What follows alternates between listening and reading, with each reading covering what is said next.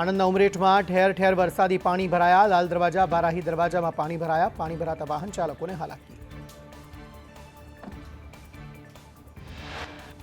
બોટાદના બરવાળા શહેર અને ગ્રામ્યમાં વરસાદ. ભારે વરસાદથી રોડ રસ્તા પર પાણી ફરી વળ્યા. નભોઈ, રોજિત, ભીમનાથ, પોલાલપુર, રાણપરી, કુંડળ સહિત ગ્રામ્ય પંથકમાં વરસાદ. વડોદરાના વાઘોડિયા શહેર અને આસપાસના ગ્રામ્ય વિસ્તારમાં વરસાદ. વરસાદના પાણી રોડ રસ્તા પર ફરી વળ્યા.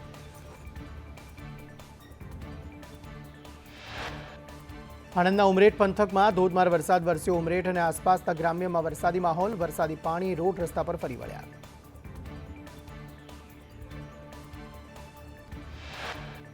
ભાવનગર શહેરમાં 2 દિવસના વિરામ બાદ ધોધમાર વરસાદ વરસ્યો. વલભીપુર અને આસપાસના ગામમાં વરસાદ. મહુવા અને આસપાસના ગ્રામ્યમાં વરસાદી માહોલ. પાટણમાં વહેલી સવારથી વરસાદ. નીચાણવાળા વિસ્તારમાં પાણી ભરાયા. રેલવે ગરનાળામાં વરસાદી પાણી ભરાયા. પાણી ભરાતા વાહન ચાલકોને હાલાકી.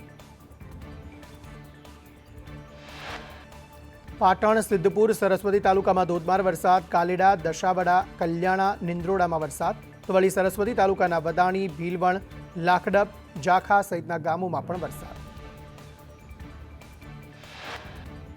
ધરોઈ ડેમમાં પાણીની આવકમાં વધારો. ધરોઈ ડેમની સપાટી 612.71 ફૂટે પહોંચી. ધરોઈ ડેમની મહત્તમ સપાટી 622 ફૂટ. ધરોઈ ડેમમાં પાણીની આવક 8055 ક્યુસેક. જૂનાગઢમાં ગિરનાર પર્વત પર 5 ઇંચ વરસાદ. ધોધમાર વરસાદથી જંગલમાં ઝરણા વહેતા થયા. વિલિંગ્ડન ડેમ ઓવરફ્લો. ગિરનાર અને દાતાર પર્વતે લીલીછમ ચાદર ઓઢી. બનાસકાંઠામાં ભારે વરસાદથી અનેક વિસ્તારોમાં વરસાદી પાણી ભરાયા. વરસાદી પાણીમાં ખેતરો ગરકાવ. ખેતરોમાં પાણી ભરાતા ખેડૂતોને હાલાકી. પાલનપુરમાં ભારે વરસાદને પગલે કુશકલ ગામે ઘર બહાર બનાવેલો શેડ ધરાશાયી. શેડ નીચે કોઈ ન હોવાથી સદનસીબે જાનહાનિ ટળી.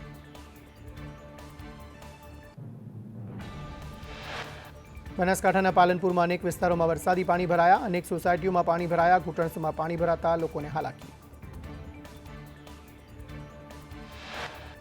પાલનપુર 4 ઇંચથી વધુ વરસાદમાં જળબંબાકાર. આબુ અમદાવાદ હાઈવે પર કેડસમાં પાણી. બિહારીબાગ નજીક નેશનલ હાઈવે પર પાણી ભરાયા.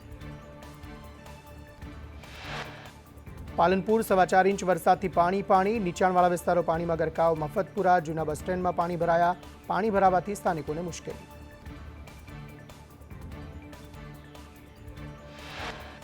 પાલનપુરમાં ભારે વરસાદથી સિવિલ હોસ્પિટલમાં વરસાદી પાણી ભરાયા. સિવિલના ટ્રોમા સેન્ટર આગળ પાણી ભરાયા. પાણી ભરાતા દર્દીઓ અને તેમના સગા મુશ્કેલીમાં.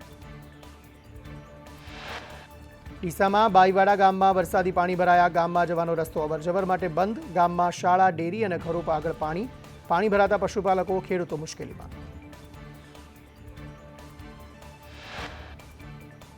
બનાસકાંઠામાં ભારે વરસાદથી હાલાકી. દાંતીવાડામાં ખેતરો જળબંબાકાર.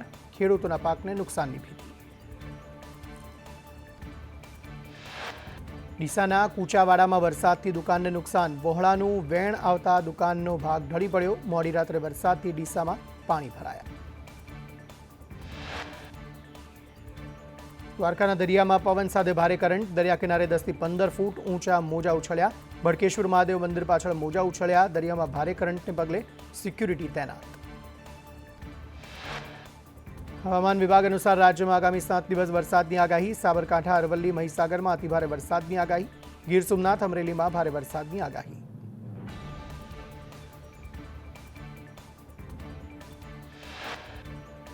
હવામાન નિષ્ણાત અંબાલાલ પટેલની આગાહી મુજબ બંગાળના ઉપસાગરમાં વરસાદી સિસ્ટમ સક્રિય થતા આજથી ફરી વરસાદનું જોર વધશે. રાજ્યના પૂર્વીય ભાગોમાં ભારે વરસાદની આગાહી. અંબાલાલ પટેલના જણાવ્યા મુજબ મધ્ય ગુજરાતના મહીસાગર અને પંચમહાલ, તો વળી ઉત્તર ગુજરાતના સાબરકાંઠા અને અરવલ્લીમાં અતિભારે વરસાદની આગાહી. જ્યારે દક્ષિણ ગુજરાતના ભાગોમાં પણ ભારે વરસાદની આગાહી.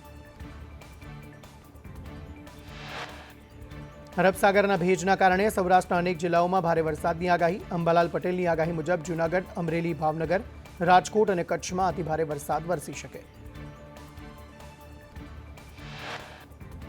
છોટાઉદેપુરના રોજકુવામાં નાળું જર્જરિત થતા લોકોમાં ભયનો માહોલ. રાજ્ય ધોરીમાર્ગના રસ્તાનું નાળું જર્જરિત. નાળામાં નીચે પોપડા ખરી પડ્યા.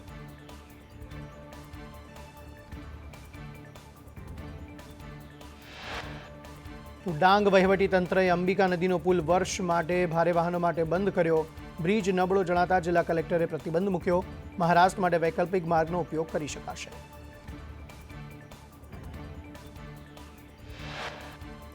પાટણના સાંતલપુરમાં ભારતમાલા રોડ તૂટ્યો. દિલ્હીથી આવેલ ભારતમાલાના અધિકારીઓએ નિરીક્ષણ કર્યું. જિલ્લા કલેક્ટર સહિત અધિકારીઓ હાજર રહ્યા.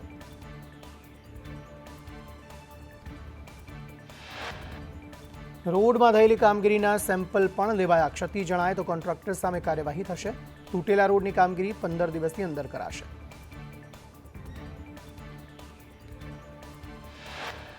બનાસકાંઠાના ધાનેરાના ચીદીવાડી નજીક નાળું તૂટતા માર્ગ બંધ. વોળાના વેણના માર્ગના કારણે નાળું તૂટ્યું. ધાનેરા ડીસાના ગામડાઓને જોડતો માર્ગ બંધ થયો. બનાસકાંઠાના ઇકબાલગઢ બ્રિજ પર ગાબડા પડ્યા. બ્રિજ બન્યા બાદ ત્રીજી વખત ગાબડા પડતા બ્રિજની કામગીરીમાં ભ્રષ્ટાચાર થયો હોવાના આક્ષેપ. પંચમહાલ જિલ્લામાં જર્જરિત બ્રિજ અને રસ્તાનું કામ શરૂ. ગાંધીનગરના જીએસઆરડીસીના અધિકારીઓ દ્વારા તપાસ કરાઈ. ગદુકપુર બ્રિજ સહિત બિસ્માર રસ્તાનું સમારકામ શરૂ.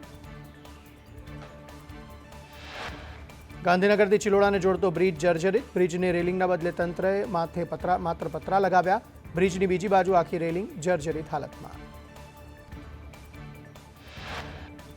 અમદાવાદના ગુરુકુલ 4 રસ્તા પાસે ચાલુ કાર ખાડામાં પડી. સ્થાનિકોએ કાર ચાલક મહિલાને કાઢી બહાર. રોડ વાહન ચાલકો માટે બન્યા જીવનું જોખમ. વરસાદી વિરામ બાદ સુરતમાં ઠેર ઠેર ભૂવા પડ્યા. કતારગામના આંબા તલાવડીમાં ભૂવો પડ્યો. ઝીલ પાર્કના ગેટ નંબર 1 પર ભૂવો પડ્યો. ભૂવાની અંદર ગટરનું પાણી વહેતું થયું. મસમોટો ભૂવો અકસ્માત સર્જી શકે. સુરતમાં ખાડી આજુબાજુ દબાણો દૂર કરવાની કામગીરી શરૂ. બામરોલી અલથાણ ખાડી પાસે કાદવ કીચડ જોવા મળ્યું. 3700 ચોરસ મીટર જગ્યા પર કાદવ કીચડ. સુરત શહેરમાં ખાડી પર નડતરરૂપ બ્રિજ તોડી પડાયા. ખાડીની આજુબાજુના દબાણો દૂર કરવાની કામગીરી. ખાડીની આસપાસ કચરાના ઢગલા જોવા મળ્યા. રાજકોટ જેતપુર હાઈવે પર ખાડા પડતા રોડનું કામ કરતી કોન્ટ્રાક્ટ એજન્સીને દંડ ફટકારાયો. ટ્રાફિક જામ અને ખાડાના કારણે ઇન્ફ્રાસ્ટ્રક્ચરને 25 લાખનો દંડ ફટકારાયો. સંદેશ ન્યૂઝના અહેવાલની અસર. પથ્થરની ખીણોમાં આવતા વાહનથી રોડ ખરાબ. દિવાસ ગામનો રસ્તો ખકડધજ નજરે ચડ્યો. સ્થાનિક લોકો સાથે સ્કૂલના બાળકોને પણ હાલાકી. વેરાવળના છાપરી ગામનો દેવકા નદી પરનો 20 વર્ષ જૂનો પુલ જર્જરિત. પુલની ફ્લોરિંગ પ્રોટેક્શન દિવાલ ધોવાઈ. જર્જરિત પુલની સત્વરે મરામત કરવા માંગ કરાઈ.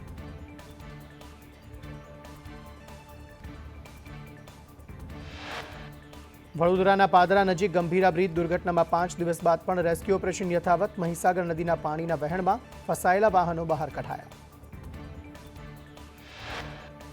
હિંમતનગર વિજાપુર બ્રિજ પર થીગડા મારી કામ ચલાવ્યું. જર્જરિત બ્રિજ પર યોગ્ય સમારકામ ન થતા હજુ પણ બ્રિજની હાલત જોખમી.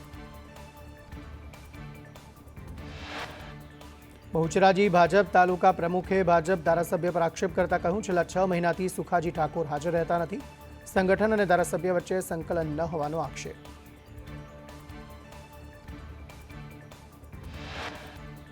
નવનિયુક્ત સરપંચોને સીઆર પાટીલની ટકોર. સીઆર પાટીલે કહ્યું, ગામના વિકાસ માટે ચૂંટાયા છો, કોન્ટ્રાક્ટર બનવાના નહીં. ગ્રાન્ટનો ઉપયોગ ગામના વિકાસ માટે કરજો. પાટીલના નિવેદન પર જ્ઞાનીબેન ઠાકોરે વળતો જવાબ આપતા કહ્યું, ગ્રામ પંચાયતને બદનામ કરવાનું કામ કરે છે. ગ્રામ પંચાયત લોકોની પાયાની પંચાયત છે. તમે કોન્ટ્રાક્ટ પદ્ધતિથી આખો દેશ વેચી માર્યો. તમારો પેજ પ્રમુખ પણ કોન્ટ્રાક્ટનું કામ કરતો હોય છે. સરકારમાંથી એને પ્રોત્સાહન પણ મળતું હોય છે. આવા નિવેદનોને હું યોગ્ય નથી માનતી.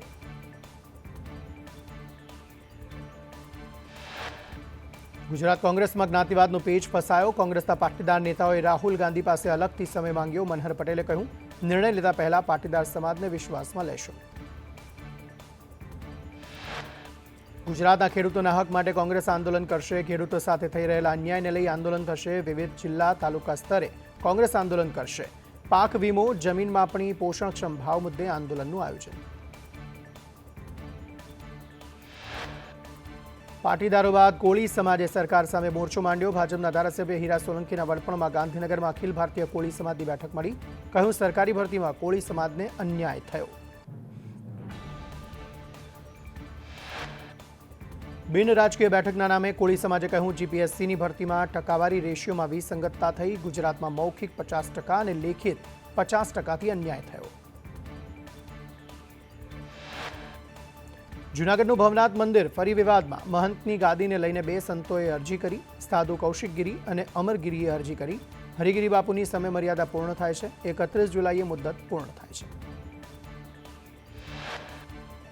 વડોદરા એસએસજી હોસ્પિટલમાં 1 મહિનામાં 20 ચાંદીપુરમના કેસ નોંધાયા. 20 પૈકી 11ના શંકાસ્પદ ચાંદીપુરમ વાયરસથી મોત થયા. હોસ્પિટલમાં 3 બાળ દર્દી દાખલ, 6 દર્દી સાજા થયા.